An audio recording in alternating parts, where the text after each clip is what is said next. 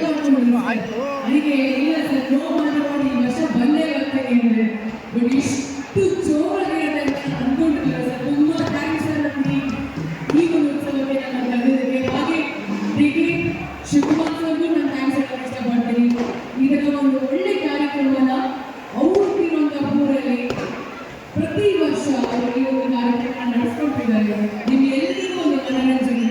ಈ ಕನಕೋತ್ಸವ 3 ದಿನ 4 ದಿನ ನಡೆಯುವಂಥ ಒಂದು ಅದ್ಭುತವಾಗಿರುವ ಕಾರ್ಯಕ್ರಮದಲ್ಲಿ ನೀವೆಲ್ಲರೂ ಪಾರ್ಟಿಸಿಪೇಟ್ ಮಾಡುವಂಥ ಒಂದು ಅವಕಾಶ ತುಂಬ ವಿಷಯ ಹೇಳಿದಾಗ ಒಂದಷ್ಟು ಹೇಳಿದ್ರು. ರ್ಯಾಂಕ್ ಆಯಿತು, ಕಪಲ್ಸ್ ರ್ಯಾಂಕ್ ಆಗಿತ್ತಂತೆ, ಕಾಂಪಿಟೇಷನ್ಸ್ ಆಯ್ತಂತೆ ಅಂತ. ವಂಡರ್ಫುಲ್. ಸೊ